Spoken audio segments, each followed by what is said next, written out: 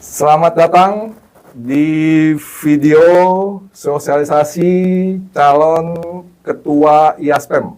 Assalamualaikum warahmatullahi wabarakatuh. Waalaikumsalam. Salam sejahtera bagi kita semua. Om Swastiastu, Namo Buddhaya, salam kebajikan, salam. Ya, teman-teman, seperti yang teman-teman dapat saksikan, untuk video kali ini saya akan mewawancarai salah satu calon ketua IASPEM. Kali ini calonnya adalah Bro Andi. Apa kabar, Bro? Baik. Ya, Bro Andi ini yang akan mencalonkan jadi ketua IASPEM dengan nomor peserta nomor 2 ya. Ya.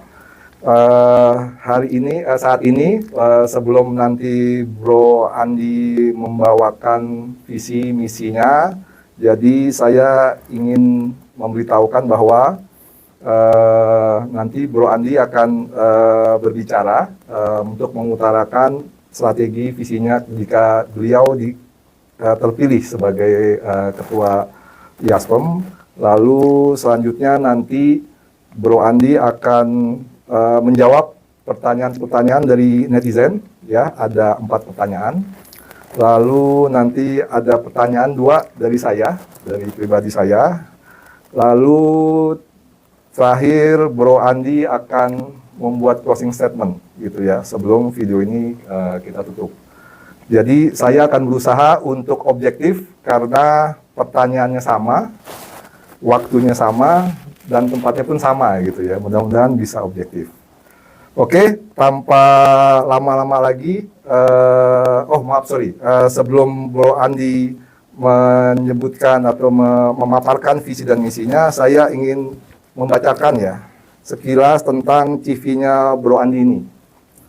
Oke, Bro Andi ini lulusan mesin konstruksi tahun 1992. Lebih senior nih berarti ini. Pendidikan terakhir D3 Akademi Pariwisata Tridaya tahun 1996. Saat ini beliau terlibat pertama sebagai sekretaris Komite Dewas Perumda Paljaya. Lalu kedua project leader di CIKS Production CIKS ya. Lalu yang ketiga sebagai pemret idtimes.com gitu ya, Bro ya. Lalu Bro Andi ini ternyata banyak juga terlibat di organisasi, artinya cocok nih kalau jadi ketua IASPEM ya. Jadi saat ini beliau sebagai Direktur Komunitas Pemberdayaan Masyarakat Indonesia KPMI. Lalu beliau juga sebagai Ketua Umum Pemuda Lira. Lira itu apa, Bro? Lira. Lumbung Informasi Rakyat. Oh, Lumbung Informasi Rakyat. Oke, lalu selanjutnya sebagai Ketua Forum Alumni Sispala Jakarta, FASTA. Dan terakhir sebagai aktivis Jakarta Inisiatif. Jadi ternyata Bro Andi ini adalah orang yang suka berorganisasi ya. Jadi harusnya cocok lah kalau jadi ketua IASPEM. Amin. Ya, untuk selanjutnya silakan Bro Andi memaparkan visi dan misinya. Waktunya 5 menit ya. Lebih dikit nggak apa-apa sih. Monggo silakan. Oke, sebelumnya Assalamualaikum warahmatullahi wabarakatuh. Waalaikumsalam. Nama saya Andi Wijaya, biasa dipanggil Aji Rimbawan. Saya lulusan mesin konstruksi tahun 1992. Jadi saya lulusan alumni tahun 92.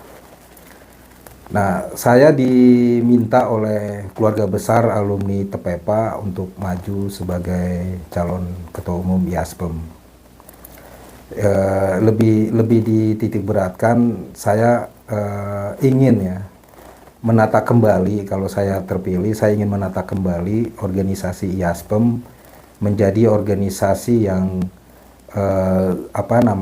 mampu menyatukan seluruh potensi alumni, terus mampu mengkoordinasi menjadi jalinan silaturahmi guyup gitu, terus bisa menjadi wadah berhimpun seluruh alumni STM Pembangunan SMK Negeri 26 yang memang sesuai sama tujuan berdirinya IASPEM sebagai wadah berhimpun seluruh alumni STM Pembangunan. Terus misi saya itu pertama ya tadi itu menata kembali ya alumni. Saya membayangkan bahwa IASPEM ini kan organisasi yang kelimpahan dari seluruh alumni, seluruh lulusan dari STM Pembangunan. Siapapun ketika dia lulus dari STM Pembangunan secara otomatis menjadi anggota IASPEM. Itu prinsipnya ya, prinsip. Karena IASPEM ini kan lembaga paguyuban ya, lembaga paguyuban seluruh alumni. Dan sebetulnya kalau bicara paguyuban ya karakternya itu karakter guyub, karakter menyatukan seluruh potensi dalam konteks kekeluargaan, dalam konteks jalinan silaturahmi. Itu. Jadi kalau bicara bagaimana menyatukan itu kan harus kita punya sebuah tata kelola yang apik ya, tersistem gitu. Jadi bagaimana kita berpikir menyatukan dari angkatan pertama, mungkin lulusan tahun pertama itu 75 ya. 70-an. 70-an ya.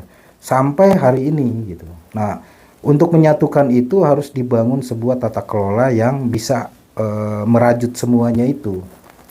Makanya bayangan saya itu kalau bicara merajut berarti ada dua kriteria gitu. Pertama anggota biasa yang katakanlah semua lulusan STM Pembangunan SMK 26 menjadi anggota IASPEM itu. Terus anggota aktif ini memang harus kita bentuk gitu. Bentuknya seperti apa? Kita bisa ada semacam member on board gitu atau perwakilan. Jadi perwakilan angkatan pertama, perwakilan angkatan kedua, perwakilan ketiga, perwakilan keempat, terus perwakilan itu.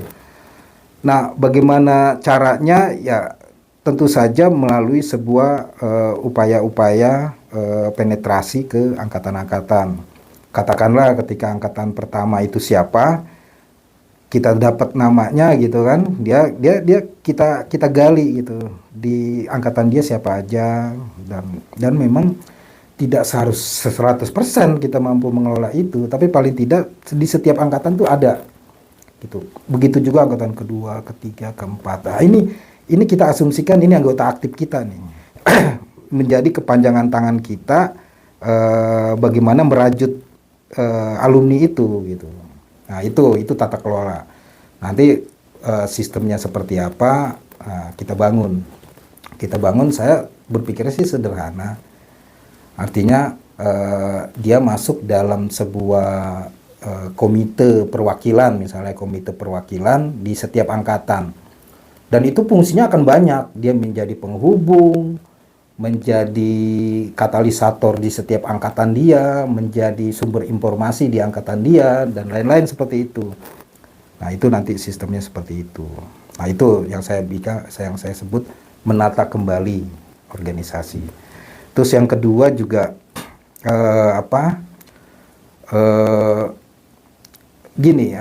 menurut saya soal iuran misalnya, soal iuran, bagaimana membiayai organisasi. Suka dan gak suka, itu iuran itu pasti harus. Cuma bagaimana cara mengelolanya, itu banyak hal gitu.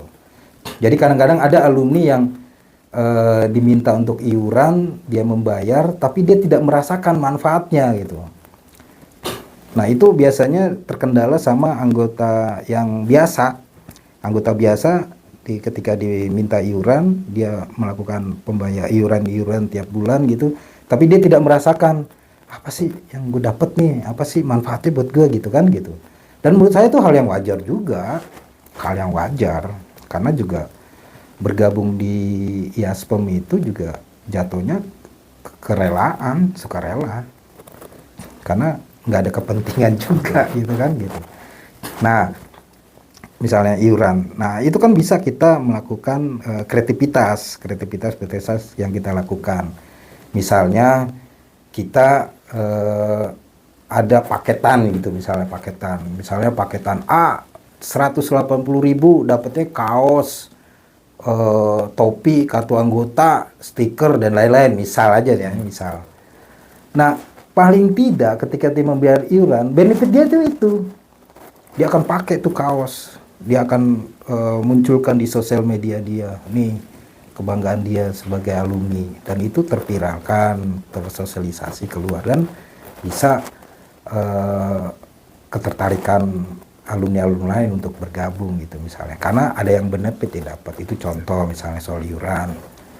Nah, visi misi saya yang kedua itu soal bagaimana IASPEM bisa menjembatani alumni, siswa maupun sekolah terhadap dunia kerja, terhadap dunia bisnis dan lain-lain. Itu misalnya contoh, tapi saya nggak sepakat bahwa bisnis itu ada di dalam IASPEM, bisnis itu ada di luar IASPEM, tapi bermitra dengan IASPEM. Itu yang lebih, karena kalau kita bicara bermitra, itu kan akan secara otomatis akan transparan. Ketika kita melakukan MOU, melakukan kerjasama, itu akan transparan, dilihat sampai seluruh pengurus, dan ada trust di situ. Tapi kalau bisnis itu ada di dalam, nah itu bisa terlihat lah banyak organisasi yang gagal, yang bermasalah ketika di dalam organisasinya ada bisnis yang dinikmati oleh segelintir orang. Nah itu, saya sepakat bahwa IASPEM berbisnis, tapi jatuhnya mitra. Kita bermitra dengan siapapun, alumni kah atau apakah gitu. Nah, misalnya contoh gini. Sorry Bu, 1 menit lagi. 1 menit lagi. Oh, berarti yang ketiga bersama sekolah ya, bersama sekolah kita melakukan peningkatan kapasitas siswa dan lain-lain dengan kerjasama dengan pihak ketiga dalam konteks bisa bisnis, bisa dukungan gitu. Terus yang selanjutnya menjadi organisasi yang seperti tadi yang saya bilang, modern, transparan, dan mempunyai nilai manfaat gitu. Nah, yang paling penting itu, karena ini organisasi paguyuban, itu kita melakukan sebuah program-program yang bisa menyatukan semuanya gitu. Homecoming Day itu bagusnya luar biasa. Saya luar biasa bagi saya itu Homecoming Day. Menurut saya kalau itu dilakukan tiap tahun dan terus menerus, itu akan sendirinya akan menarik gitu seluruh alumni untuk selalu hadir, untuk selalu berkumpul, untuk selalu ini gitu. Ada wadahnya, adanya ininya untuk melakukan jalinan silaturahmi. Homecoming itu top tuh, bagus. Dan itu harus dilanjutkan. Gitu. Dan di Tepepa sudah lakukan itu. Kita ada kegiatan namanya Kampung Tepepa, tiap tahun kita bikin. Dari alumninya cuma sekitar 90-an sampai hari ini menjadi 203. Ya sudah mendekati 100% ya sebetulnya. Kalau dari alumni Tepepa untuk menyatukan sebuah udah hampir 100%. Dan itu saya melakukan itu dan berhasil di Tepepa. Mudah-mudahan di IASPEM juga akan sama gitu. Oke. Siap Bro Andi. Keren sekali visi misinya. Itulah teman-teman visi misi Bro Andi ketika nanti beliau terpilih ya jadi ketua IASPEM. Nah, pemaparan visi misi sudah selesai. Kita masuk ke topik berikutnya yaitu pertanyaan dari netizen. Ada 4 nih, Bro Andi. Bro Andi, sorry. Pertanyaan dari netizen. Jadi yang pertama, ada yang bertanya di FB ini si Bang Dedi ini. Nomor 1 ya. Apakah kamu merasa pantas sebagai ketua IASPEM? Sebutkan alasannya. 1 menit, 1 pertanyaan. Oke. Kalau merasa pantas, saya dalam di sebuah organisasi saya melakukan langkah-langkah yang terukur dan saya yakin saya bisa. Jadi kalau IASPEM, saya memberikan contoh, saya di keluarga besar Forum Alumni Tepepa. Saya melakukan bagaimana menyatukan keluarga besar alumni Tepepa kita membuat sebuah organisasi namanya Forum Alumni TPEPA. Dan saya berterima kasih sama adik-adik saya yang mencari saya untuk bergabung di alumni TPEPA. Dan di situ kenapa saya pantas, saya pernah melakukan di Forum Alumni TPEPA dan alhamdulillah berhasil. Dari keanggotaan TPEPA yang cuma sekitar 90 orang, sekitar 60% yang sampai hari ini mendekati 100%. Dengan pola-pola yang dari awal tadi saya perangkatan itu. Jadi di Forum Alumni TPEPA itu dari angkatan pertama sampai angkatan terakhir itu kita ada perwakilan-perwakilan yang menjadi jembatan penghubung jalinan silaturahmi seluruh porsi alumni TPEPA. Dan kita ada program tahunan yang fungsinya mengguyupkan, menyatukan, menjalin silaturahmi. Namanya Kampung TPEPA dan itu udah berjalan bertahun-tahun. Mungkin besok ini kita Kampung TPEPA yang ke-6. Yang ke-6. Dan itu alhamdulillah dari tahun ke tahun selalu bertambah, selalu ada inovasi-inovasi yang kita jalankan di situ.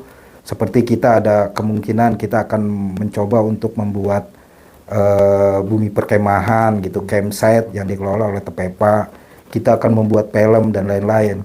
Itu kenapa itu bisa terjadi? Karena itu kita berkumpul, kita mendiskusikan sesuatu yang pada akhirnya kita akan mencari potensi-potensi dan tentu saja bermanfaat buat sesama alumni.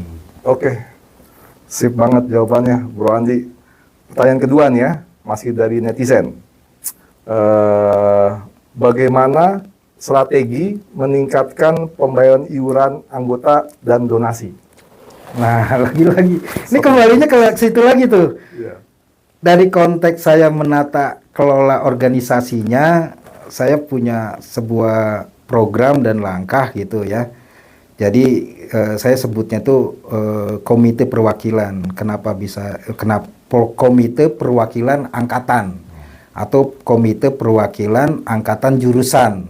Nah, di komite itu kenapa namanya komite? Karena orangnya bisa saja berganti-ganti gitu. Karena kita juga tahu soal umur kah, soal kesibukan kah, soal dan lain-lain gitu. Nah, itu komite.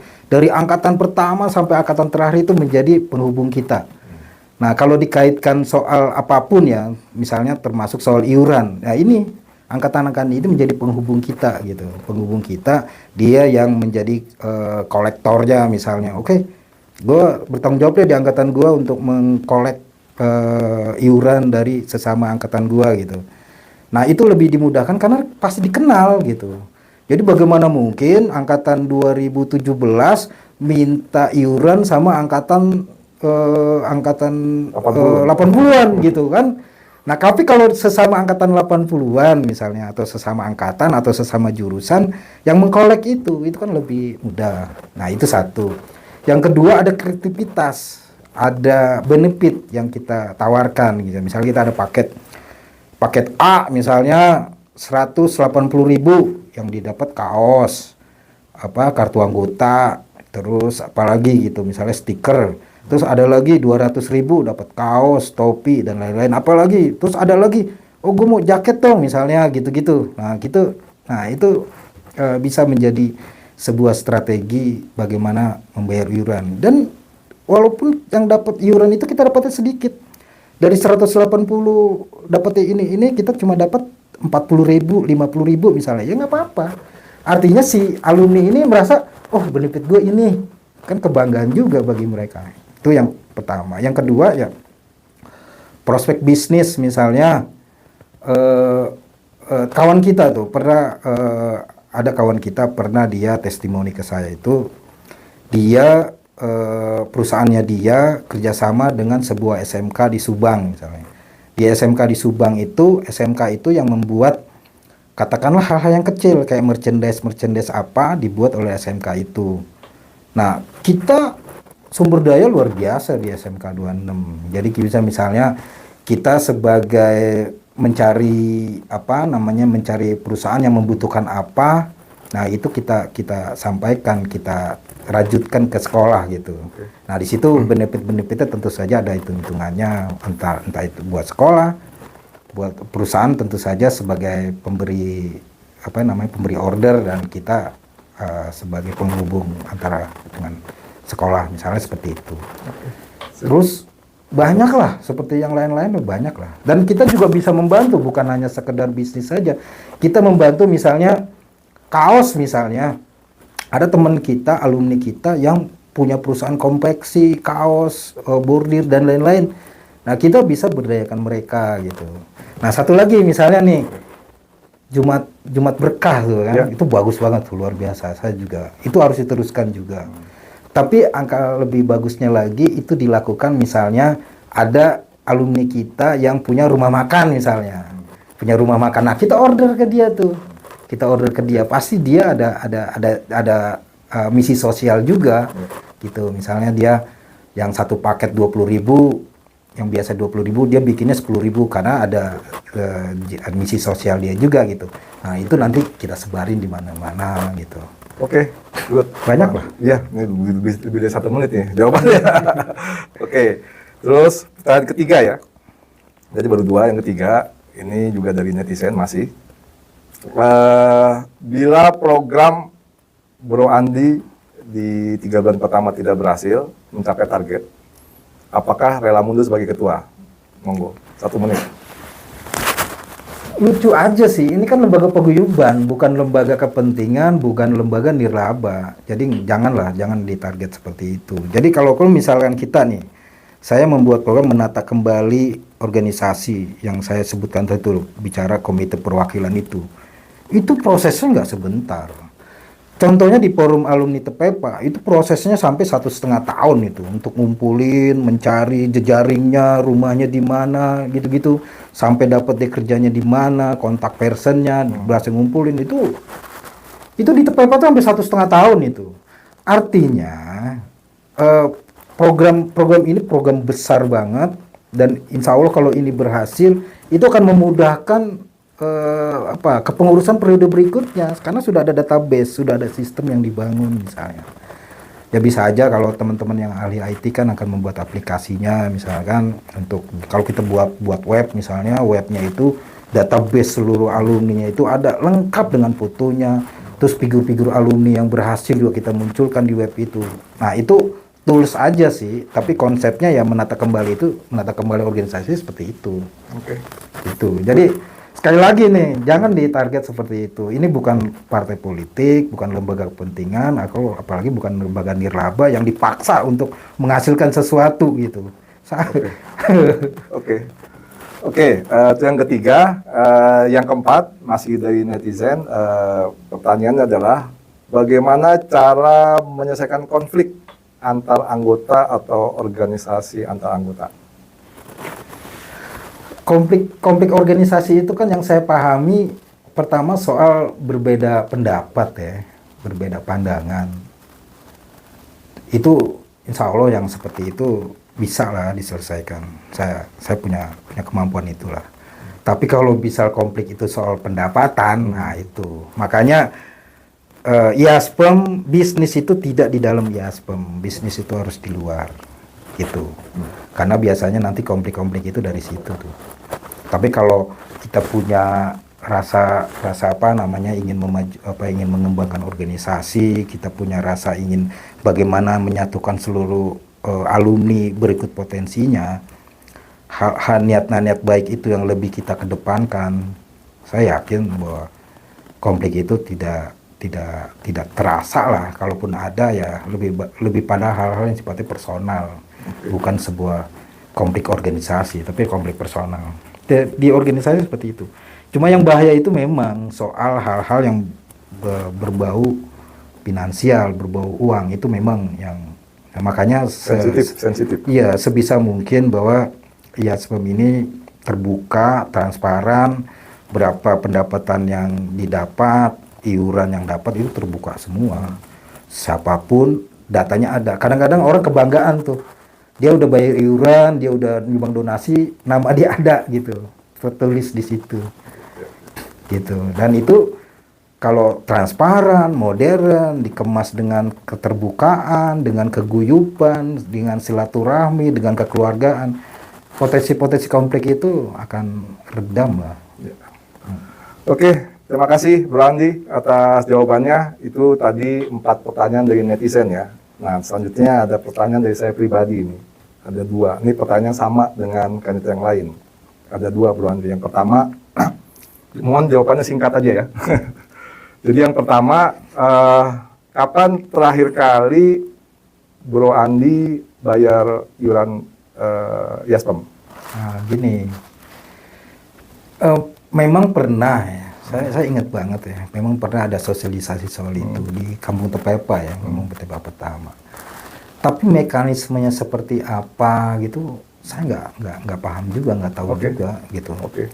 Jadi iuran itu harusnya dibuat sebuah sistemnya gitu, sistem ada alarmnya gitu. Jadi kalau ada orang ngomong, oh ini kan cuma kesadaran aja, bagi saya kesadaran itu cuma sholat. Yang lainnya itu harus ada pengingatan gitu, ada alarm gitu. Kayak saya nih, saya di Tepepa itu saya sampai nelpon satu-satu tuh. Alumni saya telepon, ini sini belum nih, saya telepon. Terus saya bercanda supaya ini saya sampaikan sama mereka. Akhirnya keluarlah gitu. Hal-hal kayak gitu ya sebetulnya lakukan aja. Jadi iuran itu harus ada sistemnya, harus ada alarmnya, pengingatnya.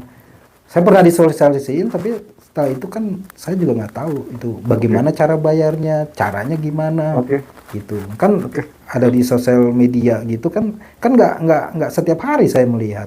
Ataupun kalau ngelihat juga kadang kita mau niat bayar, terus akhirnya lupa gitu dengan kesibukan. Jadi sistemnya lah, kalau iuran itu sistem. Itu yang pertama. Yang kedua, yang kedua agak sulit pertanyaan ini. Jika nih ya, jika Bro Andi tidak ikut sebagai calon ketua, jadi pilihannya cuma ada dua nih, antara Tri sama Supriyanto. Bro Andi akan pilih yang mana? Harus milih, nggak boleh nggak milih. Jadi kalau bicara kapasitas, ya tentu saja saya. Jadi gini, kalau saya menilai itu kan dia pertama dia kapasitas, terus latar belakang, terus bicara pernah kenal, pernah dekat, pernah komunikasi gitu. Dan saya lebih banyak sama Tri.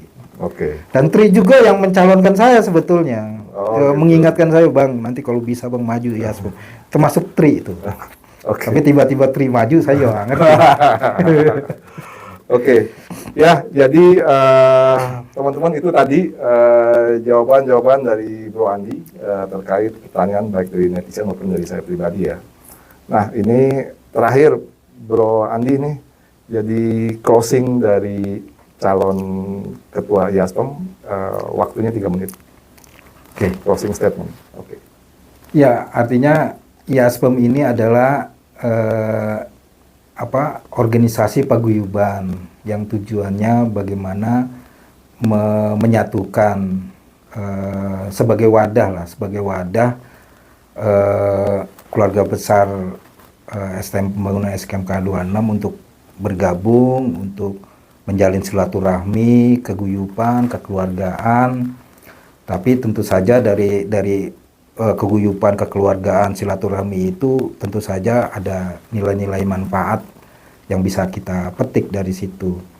Salah satunya misalnya dari sesama kita, bisa menolong sesama kita juga, dari kita untuk kita, dan tentu saja buat kemaslahatan kita gitu. Berikut juga karena kita dinaungi di sekolah SMK 26, STM Pembangunan, juga ada nilai manfaatnya yang juga kita berikan dari aktivitas-aktivitas yang kita lakukan. Begitu juga dengan siswa yang masih sekolah.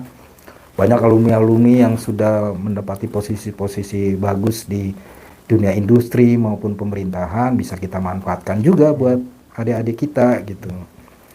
Terus yang kedua, bahwa Yaspem ini kan lagi-lagi organisasi paguyuban, seyogianya database anggota ya, database alumni dari angkatan 0 sampai angkatan hari ini terdatabase, tersimpan lah seperti itu, dengan potensi-potensi yang ada gitu. Updating tiap tahun kita lakukan misalnya, dengan pola-pola sistem yang kita bangun. Artinya si alumni ketika dia pindah kerja, misalnya kan dia kalau dia ini dia akan menyampaikan bahwa dia sudah pindah di sini gitu-gitu. Nah, di database itu updating itu selalu terus dilakukan gitu. Oke, pas 3 menit. Ya, jadi begitu teman-teman. Agak Jadi tadi Bro Andi sudah menyampaikan visi dan misinya, juga beliau sudah menjawab ya beberapa pertanyaan dari teman-teman atau netizen. Jika nanti teman-teman masih ada pertanyaan atau klarifikasi ke Bro Andi, silakan tulis pertanyaan di kolom komentar di bawah. Nanti Bro Andi atau timnya akan menjawab pertanyaan dari teman-teman. Terima kasih teman-teman. Untuk Bro Andi, saya doakan semoga Bro Andi nanti kepilih jadi ketua IASPEM ya. Amin. Dan IASPEM jadi tetap maju gitu ya. Selamat ketemu lagi. Wassalamualaikum warahmatullahi wabarakatuh. Waalaikumsalam. Terima kasih, warahmatullahi teman-teman. wabarakatuh.